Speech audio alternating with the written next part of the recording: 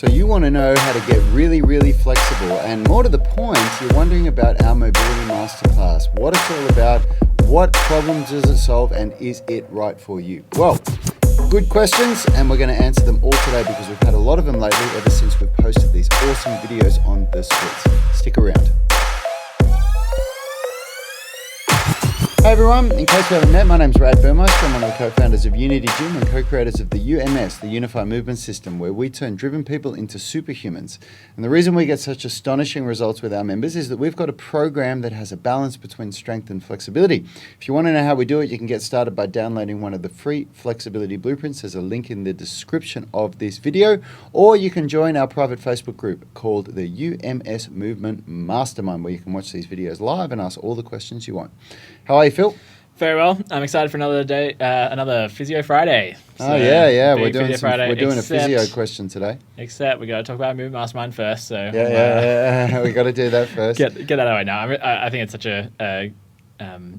clearly it's something that all the people out there really want. Like this, a lot of people who watch this channel have been doing strength training for so long, but really lacking the mobility piece. And I think it is, such a good thing to be talking about. So yeah, it is, and it's something that the reason why we're doing this, what Yanni and I do.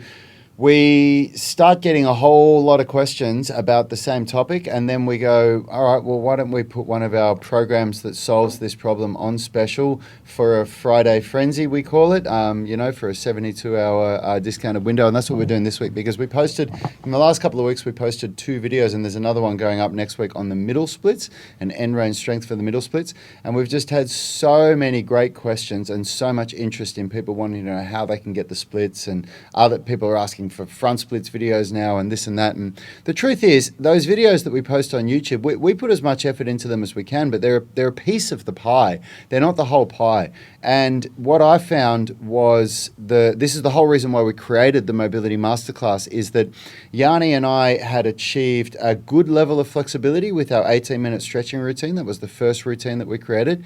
We definitely had achieved a good level of flexibility, and our bodies felt amazing, better than they'd felt before.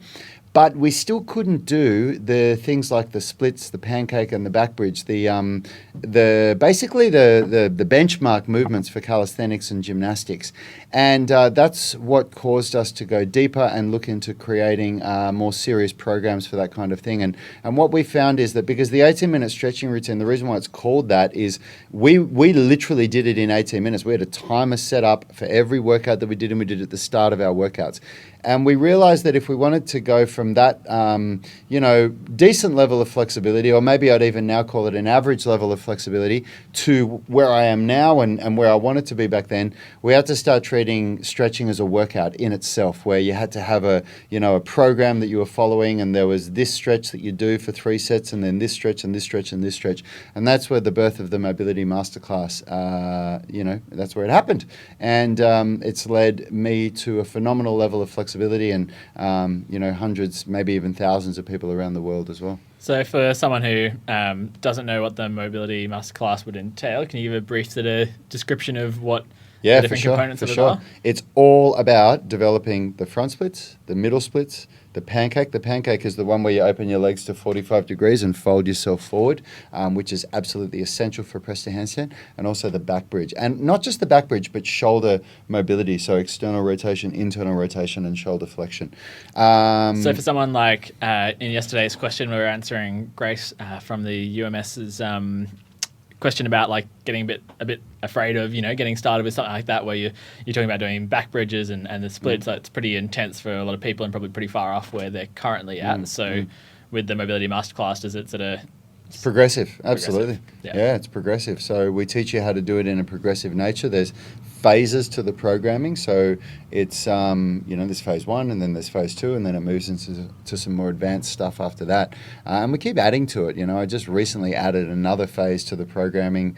And as people in the online coaching group are getting better and better and better, we add more and more to it.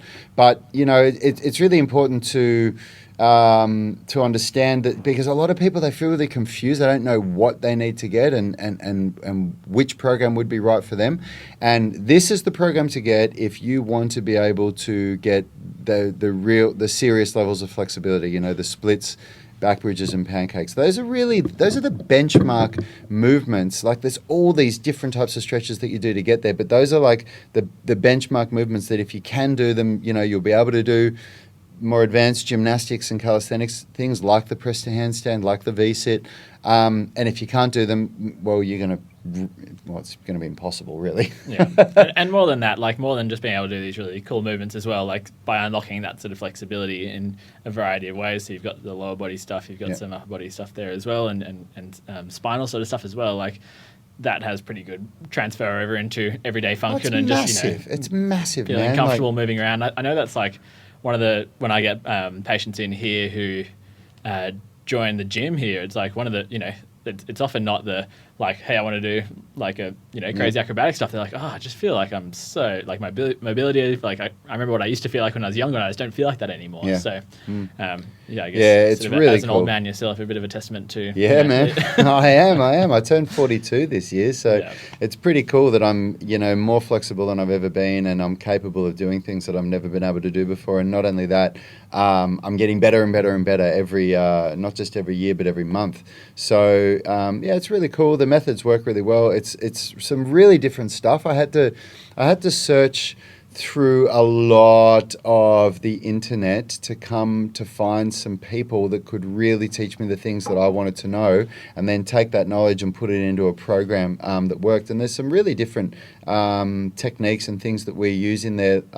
Things like end range strength, like progressive loaded stretching, isometric holds, eccentric loading, things that really turned what I thought I knew about flexibility on its head, which is it was all just isolated static stretching that I was doing before. And one of these people that are going to come and do we've got one of my online coaches, Joachim Hilderson, who's coming to Unity He does Gym. some crazy stuff. He's a freak, man.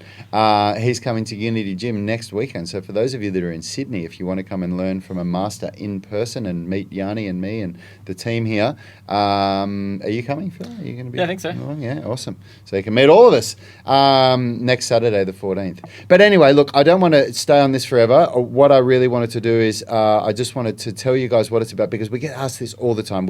We do these, we offer our programs, and let me tell you now, it is a ridiculous discount. The Mobility Masterclass itself normally costs $149. You're going to be able to get it for $49, and it's going to come with another 3 other programs. The total value of the bundle for all the programs is $446. You'll be getting it for $49. You'll have about 72 hours to do it. Do you have to find out what the other 3 programs are that comes with it? They'll all be included in there. Yeah, but they're all good programs. They're all programs that we sell on their own for their face value. And we offer a money-back guarantee. We say, we'll give you your money back in 30 days if you don't like it. And, of course, some people take us up on it, and we pay them their money back, no questions asked. But these programs sell for the price that we're selling them for, and people love them. We get 5-star reviews for them. So awesome. It's a really good opportunity. And g'day to Steve Kavanagh here, and he said those 3 moves are the 3 fundamentals for many of the things in Taekwondo and other martial arts. So that's exactly right. That carryover is so key. Yeah, that's exactly right. And I'm really glad that you said that, Steve, because it doesn't matter whether you want to get better at yoga, at calisthenics, at gymnastics, at dance, at martial arts, or if you just want to be able to like feel clean better. Underneath your bed without that's right. Yeah. If you just want to be able to play with your kids and not be in pain, if you want to be one of those dads or mums that is up running around with their kids in the park and not one of the ones that's sitting on the sidelines. Better rolling around the floor and being able to move around. If you want to be able to throw a leg over your missus a little bit better in bed, whatever it is you want to do, it's going to really dramatically change your life. So, look, Yanni will be sending out a couple of emails today and tomorrow to let you guys know about it. So keep an eye out for that. We'll do a post in the UMS Movement Mastermind, of course, with a link where you guys can jump on and get it. The reason I always have to click that explicit button on the podcast distribution status. Yeah. Anyway, moving on. Physio Fridays. Well, the last thing I'll say about this, I know we've got a lot of you guys in here that I know are just checking us out, wanting to learn about us, trying to figure out if you think this is going to be right for you. I'm telling you now, these flash sales are the best way for you to get started. You won't see this program again at this price for a long time, because we cycle through the different programs that we have that we offer. And if you don't like it, tell me. I'll give you your money back. No questions asked. It's as simple as that. So that said, Phil. Sweet. Physio Fridays. So we had one of the questions come through from the UMS online coaching group. So that's That's the real, top end group that we have. So you guys in the in the Movement Mastermind group, that's where everyone can come in no matter what. Just sign up if you're listening on the podcast or YouTube. Come in, join that group. But ask your questions. But the UMS online coaching group is for people that are subscribed to our coaching program, and we always obviously answer their questions first and try and go into real detail when they ask us a question. And this question came through from Joshua. Joshua Charles Dorr. Yep. And do you want to... You seem to be the one that remembers the question. We couldn't actually find the question, but it wasn't that specific. It was pretty general. It was, my mum has a frozen shoulder, and I don't know what to do. What should I do to help it? And this is something that you're going to get a couple of differing opinions on this, because Phil, on one hand, really knows his stuff. Obviously, he's a qualified physiotherapist, and he can quote all of the research and the literature. Me, on the other hand, I've done very little research into it in comparison to Phil, but I have successfully rehabilitated 3 frozen shoulders in our clients. And I was forced to do my own research into it to come up with a method that did work. It did rehabilitate. And whether or not Phil might say it might have just been that the time went by, because that when we were having this conversation, that might be what comes out of this conversation. But nonetheless, I can tell you what worked for the programming that I did with my clients, and then Phil can tell you what he thinks about it. I think it's really important to understand with evidence-based practice, like it's all well and good to read sort of studies and everything, but what evidence-based practice is marrying up that ability to like know the current literature, but also taking in clinical experience. And although Rad's not a physio, it's still like clinical experience. He's working one-on-one with a person to build that up. So I think it's so worthwhile to have this discussion of like, okay, here's what the research says, but here's like personal experience, and it's just a matter of being able to be fairly realistic with your approach to frozen shoulder, but still just moving forward in ways that sort of make sense and are going to get you in the right direction, even if it takes a while for your shoulder to come good. The rest of your body still needs loading and conditioning. So part of what Rad's doing is just keeping people moving as well. Yeah. And it's funny, what I'm about to tell you, it's really funny. The more injuries that I rehabilitate, the more I realize that it's almost the same approach for all of them in a way. It's so much simpler than I thought it was since we've had you here, Phil. And I keep hearing the same thing over and over again. And I'm like, oh, wow, that's actually really simple. But if you don't know what you're doing and you don't have the knowledge and the history that I've got, then hearing this stuff might not be so simple. Yeah, so I think the kind of key thing and it kind of blew my mind when I started studying physio, because I was like, you're going to learn these like magical things that unlock like if you got to just learn like certain maneuvers and certain like special exercises that really fix everything. But it does come down to basic principles applied well and applied consistently, and that will generally get people on track. And the thing about that is like it's so important to understand the specificity, so understanding the real science of it. You can't just take the general approach with everyone, because you've got to know when to refer onwards to see a GP or refer onwards to get scans, or when not to.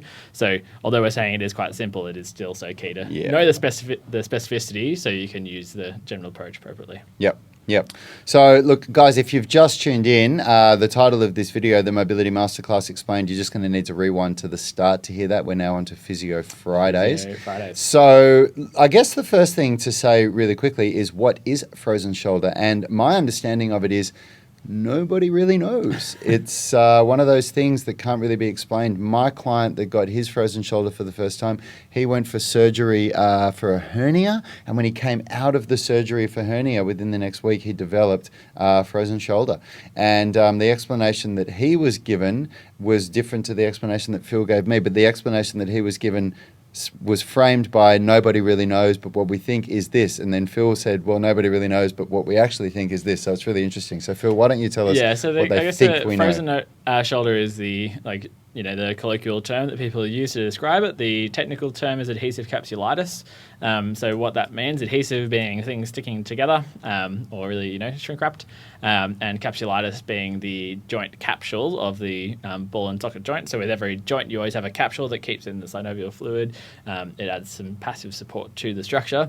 And basically, when you've got a shoulder, which is a very, I've gushed about how much I love the shoulder in the past, because it's just so fascinating how much range you can achieve with the shoulder and produce force. But to allow that range, you've got to have a joint capsule that is slack enough that you can move around and produce force in all these amazing positions without it limiting you. So you have this, usually you have like, you can kind of think about it like a big paper bag, like a plastic bag that has a bit of slack. So when you move it around, it kind of, stays like, it doesn't get tight and restrict you. But when you develop adhesive capsulitis, what happens is that plastic bag turns into like shrink wrap, and it really locks everything down, and that capsule becomes very inflamed. So when you say capsulitis, that means any time you see itis, that means inflammation. Inflammation, yeah. So it's this, you've got this inflamed, really tight capsule that then suddenly locks down your movement. And the classic signs of this is when you suddenly can't move your shoulder very well, can't lift it up, and especially as soon as you're trying to externally rotate your shoulder, it's just totally locked down. It's I guess with Josh's question about this, it's really common with particularly women in from 50 onwards. So my mum actually had frozen shoulder, and it was just such a devastating condition for her. And with your client, it's a really common thing to happen after a surgery. You've had this series of this time immobilized, but generally it's more when you've had your shoulder immobilized and maybe you've been in a sling for a long time and then suddenly you try and use it and it doesn't work. But when it comes to what causes it, that's where it's really interesting. It's kind of unknown. There's a lot of it, the thinking is that it's some kind of metabolic physiological derangement, so like a kind of inflammatory process. It's often really common in people who have thyroid conditions, which will happen with my mum. She had a hypothyroid condition, and basically it just suddenly appeared when she wasn't managing her medication for that very well. So again, it's not like if you do this you will get these conditions, but what it really shows is that the better metabolically you can be, so staying fit throughout your age, if you're getting the person who you've rehabbed was in a pretty high stress environment, so stress, sleep, nutrition, all of these things that act on your physiological state are just so important to get on top of. So a part of that is training. So making sure you're training throughout your life and finding things that you like to keep you moving and keep you metabolically healthy. That's the best way that you can avoid. And I think that's a really good.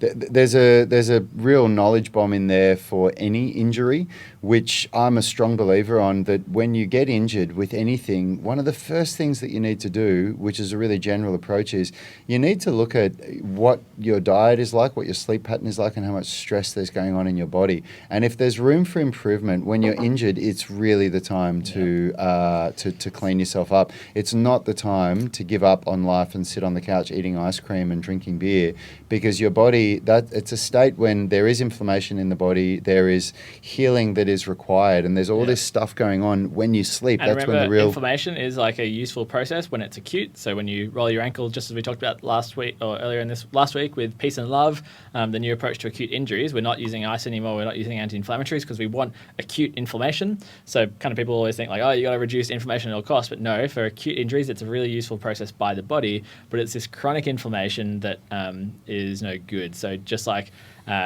basically anytime you have a chronic issue, chronic blood sugar issues, that's when you get diabetes. It's acute blood sugar spikes, important.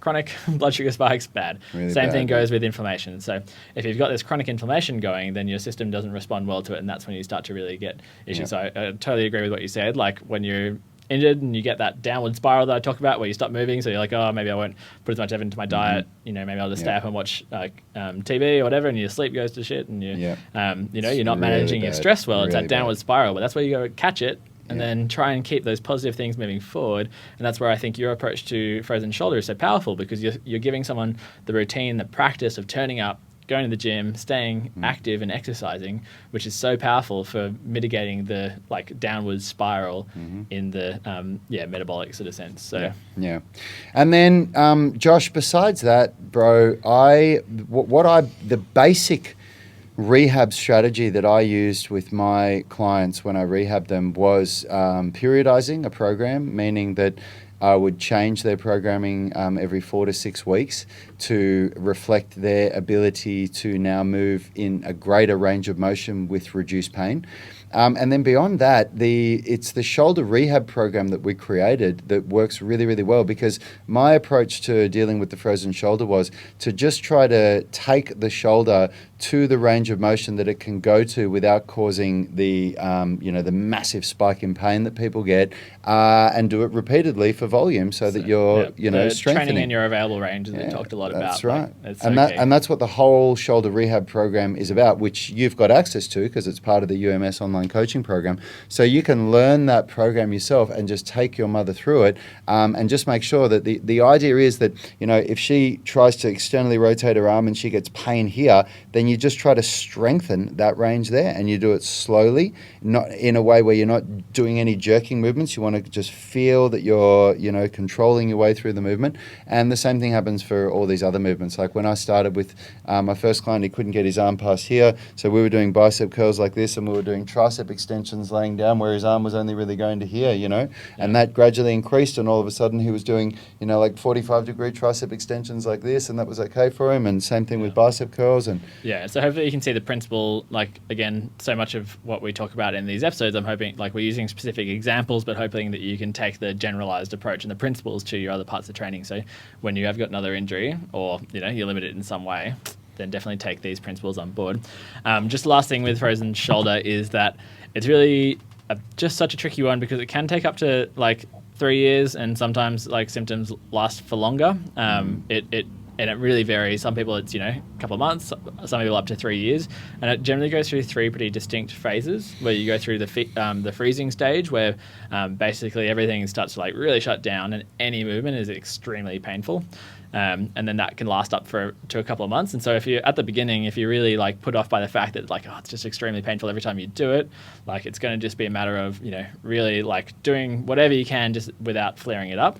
But like trying to encourage some movement. And even if you're not doing active sort of strengthening stuff, even just getting like pendular, which basically means holding a weight down here and then trying to move your arm around just in the most protected way sort of possible. So really simple, just using sort of really gentle movement just to get some kind of movement. That's one of the first exercises that we did, that one where you're leaning over a chair and you're just letting like a really light weight, and you're just circling the arm like that. Exactly. So that's just getting the muscles around your shoulder just to be at least active, not totally go to sleep. So that frozen stage can be that's the worst. Like freezing, is just really tough. You just get no movement and like heaps of pain. So that's pretty normal. And then you get through to the frozen stage where everything's just locked down, but it becomes much less painful.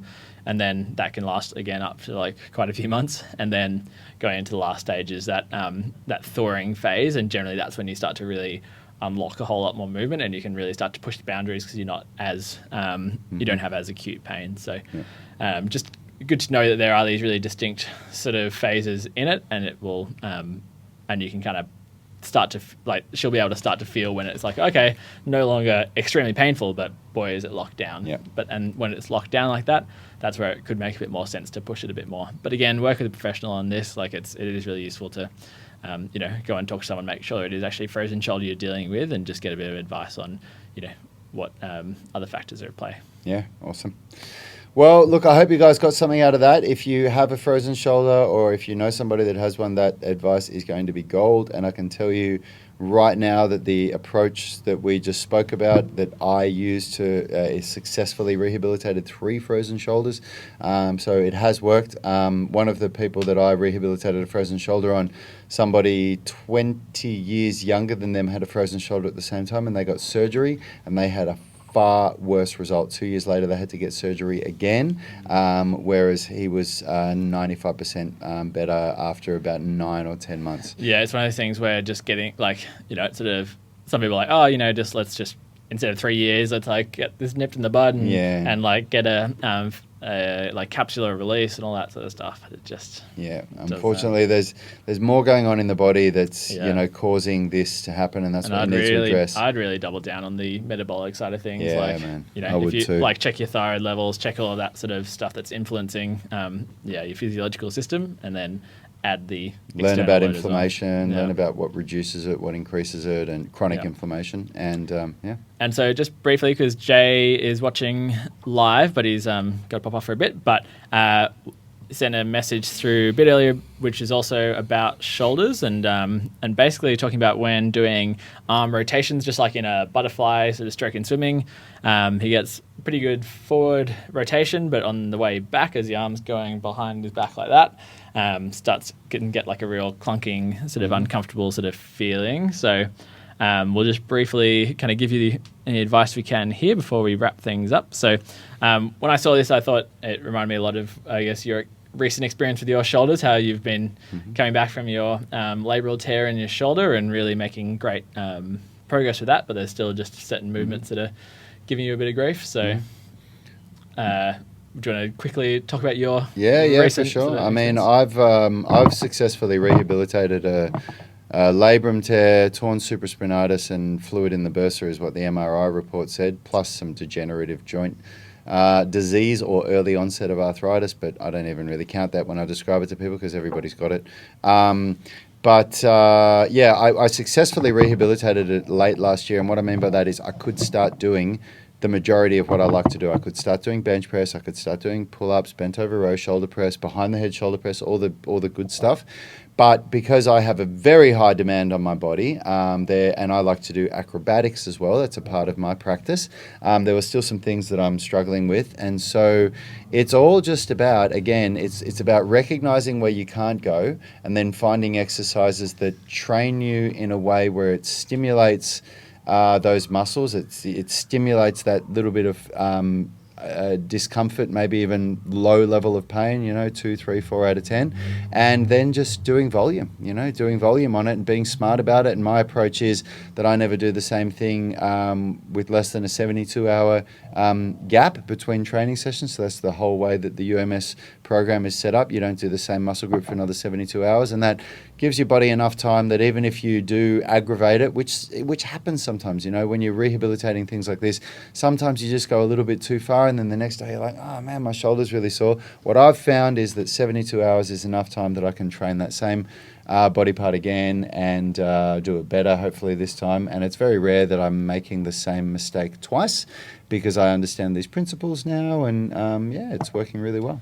Yeah, so I guess with in terms of like talking about movements where you're trying to get stability and support through that range behind your back, up in abduction, so when your elbow's up to your shoulder level, going into external rotation and then extension, so arm behind your back. That is like the most vulnerable position for your shoulder, and that's generally where you get most of your most people's sports dislocations when you're going for a tackle with rugby or something, your arm coming out the front there. So it's generally the most unstable of positions, and it's also the position we spend the least amount of time with in life because we're so much down here rather than doing things behind our back, climbing, all of this stuff I've talked about a whole lot in the shoulder series that we did at the end of last year. So if you haven't watched the shoulder series, I'd definitely recommend that because I go into great detail. But basically, you were talking about kind of unlocking that extension part of things. Recently, we were talking about like the best kind of ways to do it. When you think about the shoulder and what we're trying to achieve when we're going into different ranges of motion is trying to keep that ball in the middle of the socket as we move our arm around, the socket being your shoulder blade. And so for the shoulder blade to be nice and controlled, we need our scapular muscles to be really strong. So working on your straight arm strength days and really taking that quite seriously is a great way of really upping your scapular control. Absolutely. And then when you're looking at that extension side of things, you want to think, okay, what's the thing we're trying to limit, I guess, is shifting of the ball around the socket as you go into extension. And we know that the rotator cuff muscles, which are the 4 muscles that sit on your shoulder blade, attach around that head, are the ones whose job it is to keep the ball in the middle of the socket. So usually we're spending a whole lot of time training external rotators because the most common time that people get shoulder pain is with pushing motions, where you get that sort of pain at the front of the shoulder here or pain above your, like just at the top of your shoulder joint.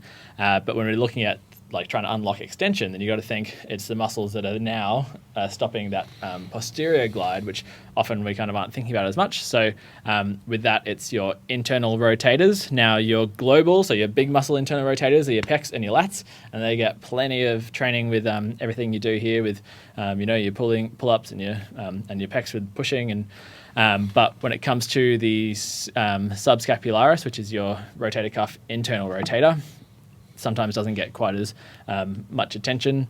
So one thing I'd recommend trying is with the warm-up that we do with the bands, when you're facing away from the place you've got the band locked, is doing some internal rotations in that position. So being up in with your shoulder at 90 degrees is a way of kind of getting rid of the deltoid, pec, and lat activation, and using internal rotation from here is going to be much more sort of dominant towards your subscap. So doing internal rotation strength in that sort of position, and you've got a really neat way of doing your rotations with like it's a strap around a barbell. Have you got that filmed anywhere? 'Cause I'll film it next week and post it. It's funny. Now, I remember when you saw me doing it, you were like, oh my God, genius. And that's what I thought of myself when I came up with it. Yeah, but basically, because we don't have a cable machine in the gym, and so I just got a gymnastics ring strap, and we've got really nice barbells that have a good spin in them. Yeah. And I just put the strap over the end and tied some weights on one side and then grabbed it on the other side. While standing on a box. Like, it's pretty elaborate setup. Really gets but it works. It works. So, yeah, if you have a gym which has a cable machine, it's quite an easy way of doing it. Yeah. And then doing some internal rotation from up in that position and really trying to keep your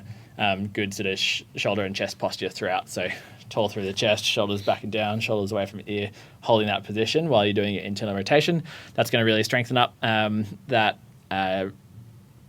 subscapularis, so the internal rotation cuff, and then also potentially Rad was talking about doing some pec fly, like eccentrics, just really like controlled sort of pec flyers where you're controlling into extension and maybe even taking it beyond the sort of normal range. So you're really trying to get comfortable in that extension with some end range strength. Yeah, for sure. Yeah. And it's just about being progressive. It's about just going, okay, my shoulder is good with all of this now. And then, oh, that's a bit funny. Okay. And then just thinking about what movements take me there in a nice controlled way. How can I get to that point where it is sore and then strengthen that area? Yeah. And just nudge up to that discomfort. Don't push it. Take your time.